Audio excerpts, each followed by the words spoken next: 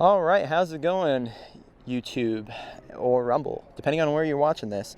We just attended the Crisis at the Border event with Mike Gallagher, Dr. Sebastian Gorka, former National Security Advisor, by the way, Seth Leibson, and Congressman Andy Biggs. Now, this is sponsored by Guns Etc. over here in Scottsdale at the, what is this, the Marriott or the Hilton? Embassy Suites. Embassy Suites, there we go. Came to mind. Yeah, Embassy Suites. It's been a long day, guys. So, a little bit of a brag here, and I'm just going to overlay this in the shot. We got a picture with Dr. Gorka after the event, which was really awesome, so let's roll that. So as you guys can see, kind of a brag there. Really nice guy. Now, there was one thing that really stood out to me during that event.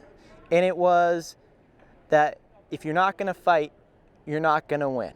Now, we look at the most recent case of fighting back. That's Steven Crowder fighting the oligarchy, which is, in this case, YouTube, Google. The downside is, like if you listen to the speech, if you guys were here, and I'll just summarize that really quick, Mike Gallagher said his interns, they appealed it, lost, rejected, right? And we've gotten rejected too. We're banned right now. Our two of our videos got banned. 2 strikes. Yeah, so 2 of our videos got banned because it was allegedly medical misinformation, even though the speakers at the event were authoritative and were citing CDC and WHO data. How does that work? Oligarchy. So when Mike Gallagher says they didn't press that matter even further, that they're just making their own platform now, well, that brings up the point of echo chambers. You're just moving your subscribers to another echo chamber. You are not going to be, winning anyone over on the other side because everyone stays in their echo chambers. Really, we need to challenge 230. We need to challenge that good faith clause in there, because otherwise, if there are no lawsuits, and thank you, Steven Crowder, if you ever seen this video, you the man, you're doing what was needed to be done. You're bearing that cross for the rest of the community. If that doesn't happen, if no one else starts to sue, the dominoes aren't falling. Big tech's going to keep doing this. We saw it during the 2020 election. We've seen it throughout 2019. I mean, just all the negative feedback per a specific side. What are we going to do about it? What do you think, Vince? Well, it's as Dan Bongino said, we need to build a parallel economy. And in order to build a parallel economy, it starts with one thing. It starts right here, with your wallet. You vote with your wallet. If you do not like the policies, the procedures, and the actions of any fact of life that you walk through, whether it's a grocery store or a social media company, you need to vote with your wallet. And there are people that are building new platforms, building infrastructure. They are building new services and products in order to fill this void. And as Gallagher said tonight, and as Gorka said tonight, we have completely relinquished control of our civil society to the radical left. Entertainment, news, Hollywood, and as Gallagher said tonight, the only thing that the conservatives still have is talk radio. Now, I don't know about much longer if the advertisers decide to drop because of cancel culture. That's the last flag, or that's the last piece to fall, and then you have one party rule. That's what we're leading to with all this, and it's really scary to see all this. Big tech teaming up with certain politicians. You can't say anything to the contrary scientific point on certain subjects, or in fact anything anymore, because you'll get deplatformed. We're living proof that we're almost deplatformed because, again, 2 strikes. Now, moving on, reading my notes here. I mean, Dr. Gorka came from a very bad place.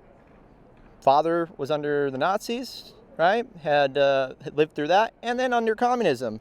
The secret police bound him from the ceiling, tied him up, bound him from the ceiling because of their ideologies at the time. If you were not a part of the party, if they thought you were running against the party, they lock you up.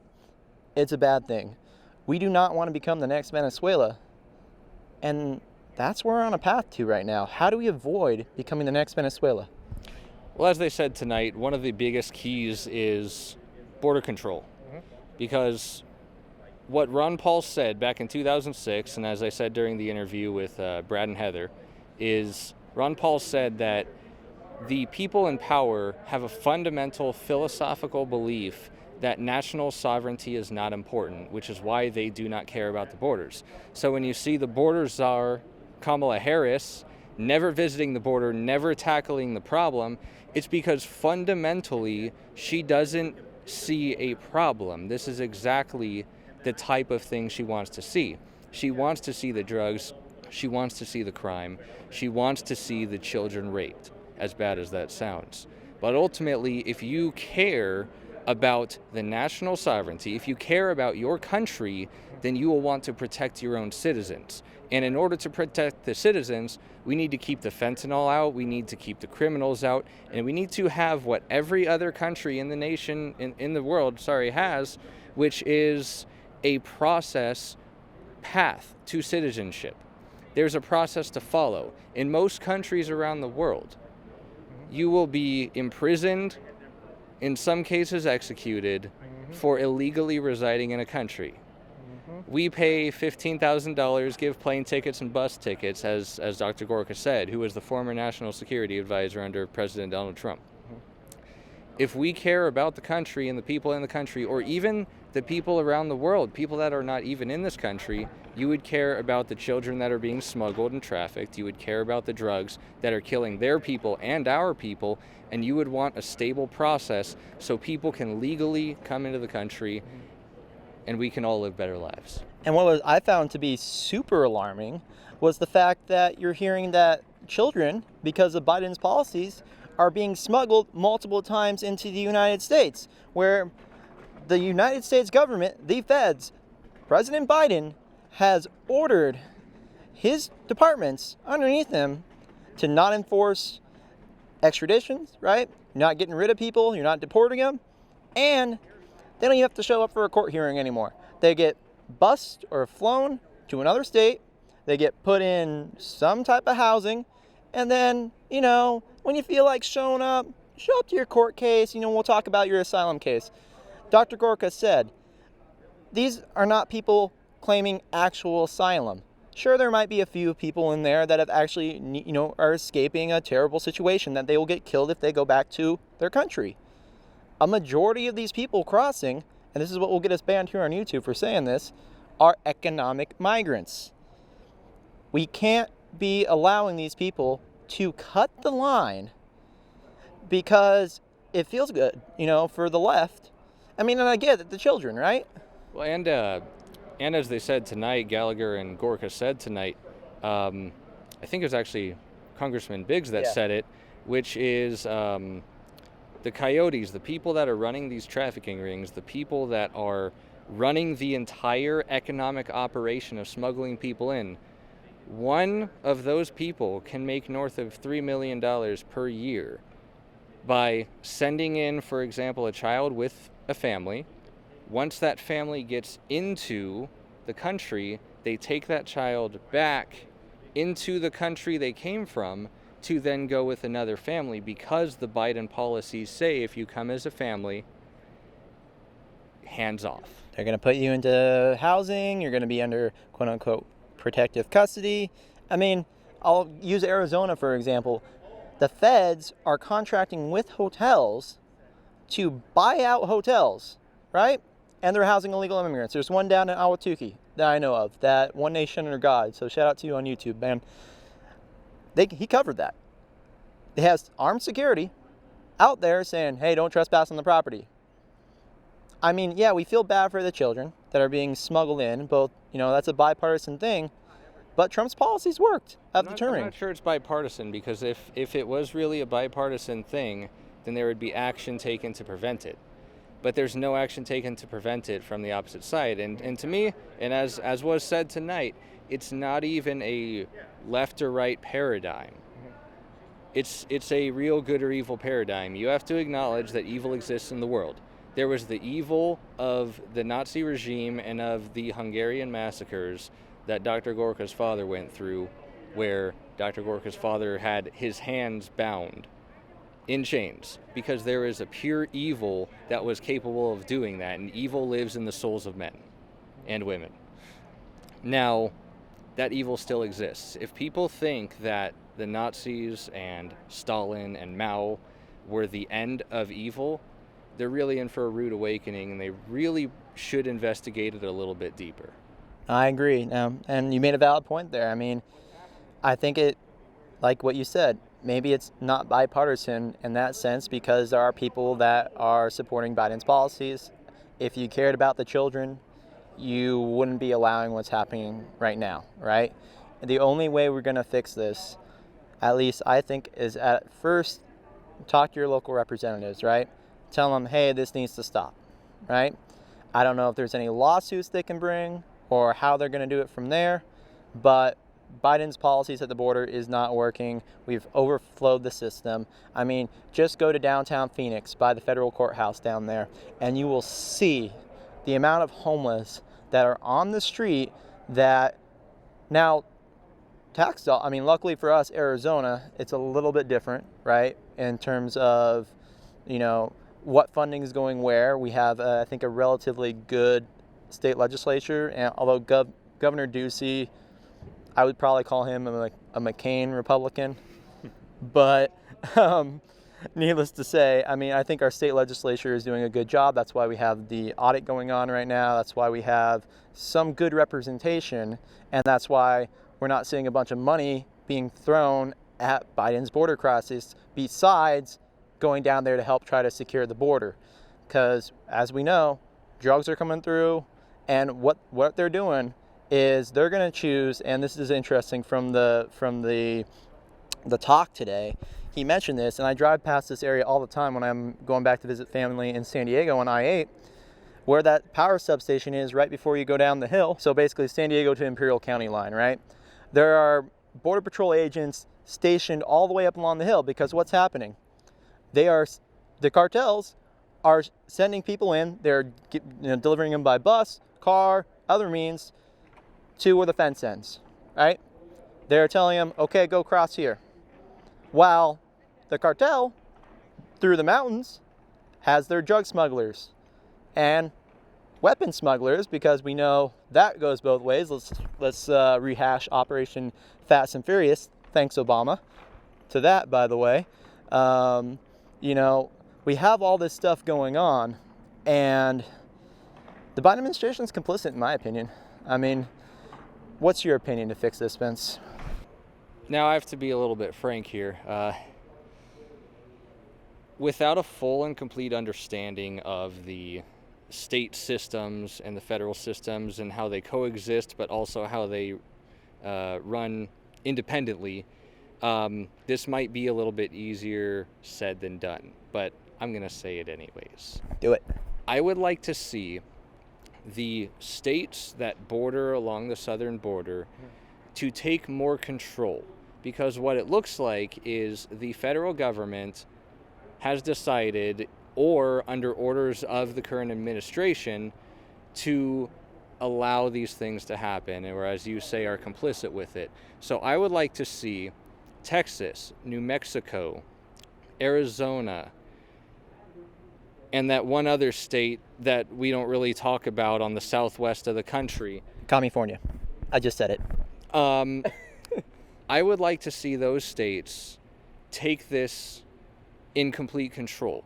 If the federal government won't do their job, then the states need to do their job, because ultimately the states are at risk. Now, it's not just those states, and that's what people have to understand here.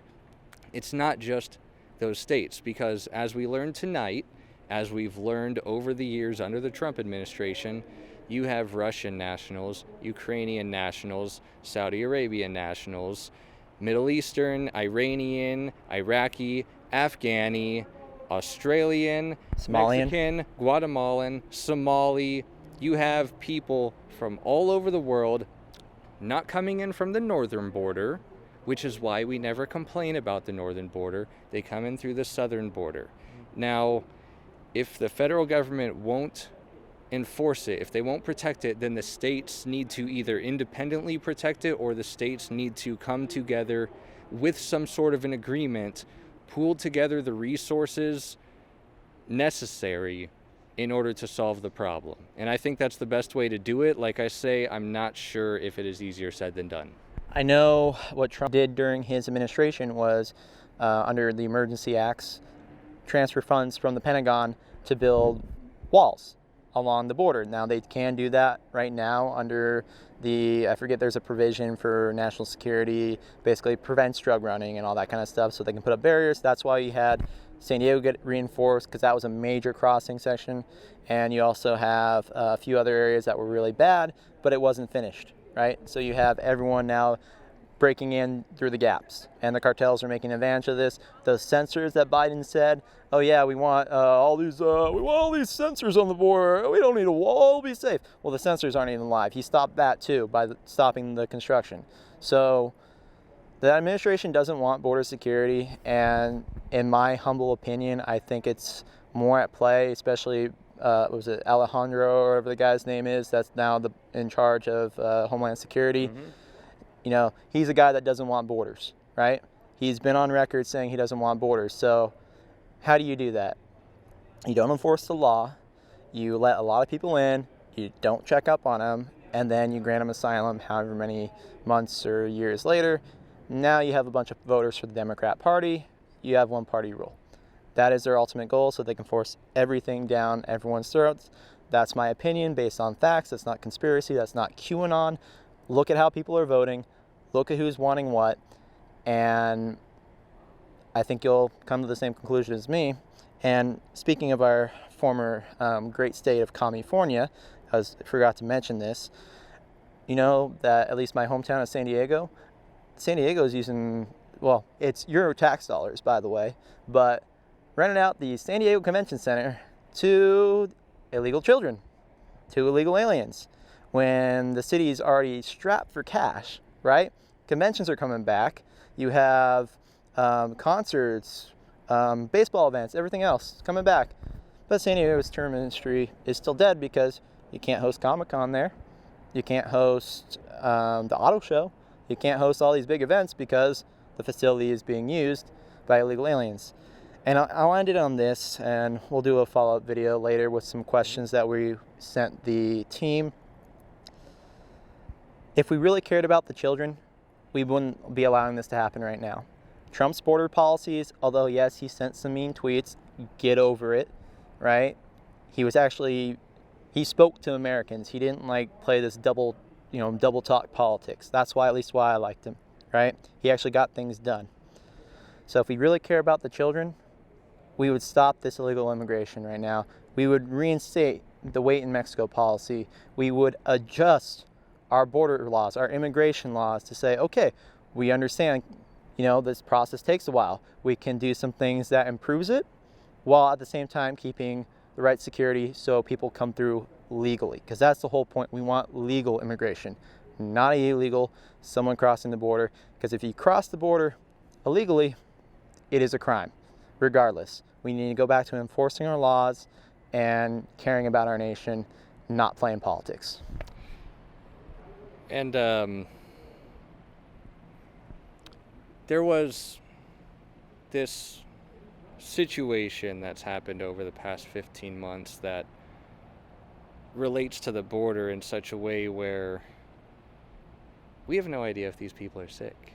It's a big valid point. So it is ironic that there is a large voice in entertainment and media and big corporations that will support the migration in the border, yet will force their own employees to mask, to sanitize, to stay away from each other, while being complicit in the border migration. And Fauci even said so himself, that they're not up to code right now. They are not following CDC guidance. That is why the optics have moved. That's why they're flying people. They're not on the border anymore, at least not as many people are on the border anymore. They're being flown to other states and held in other facilities. Well, Joe, they're still in cages, but, just not on the border where the optics are a lot clearer. And I really think that there needs to be more independent journalists finding this stuff out. There needs to be some more whistleblowers, you know, hit up Project Veritas. Those are the probably the best, you know, place to reach out to if you know something.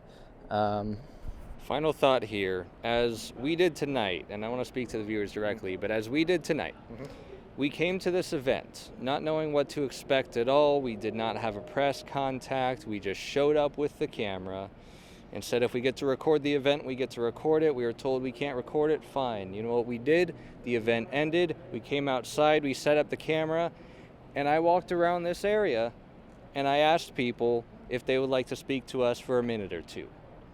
Gave them the spiel on what we're doing. Some people were on board, some people were not on board. That's what you need to be doing as well. Because ultimately, if you are not in the fight, really don't have much room to complain when we turn into Venezuela. Yep, and I'll just clarify one point. The event organizers said we could take a couple clips, so I've been uploading those on the channel just to show you what we were doing today. But just some highlights, so I'll end with some highlights of stuff that we filmed. Just again, the clarification was we weren't allowed to bring the camera in that we're talking to right now and film the whole event, which I get it, they got their own media, but at least they were cool enough to let us do that, and I really appreciate it. Actually, when I get back to the house right now, I'm going to be editing this video and then sending off the questions, so you guys will be seeing another video here in a couple days, hopefully, depends how long they get back to me, with our follow-up questions from the presenters tonight, and there will be some good questions, so look forward to that, and we'll do a segment on that and upload it on both Rumble and YouTube. Vince, is there anything else you want to end on? Thank you as always. Oh, yes. And I'm going to say this because it annoys the heck out of him. Like, share, subscribe, do all that good stuff. And see, he walks away from the camera. Now I get the front of the camera here. So like, share, subscribe, do all that good stuff. Stay classy, everyone. Quoting Anchorman because it annoys Vince. And although I was doing this prior to to me and him doing this, but yeah, hit that notification bell, do all that good stuff, and if you look at our analytics right now, we are being throttled. So if you hit that notification bell, you will get alerted anytime we release a video, and that's how you can support us. So thanks again, guys.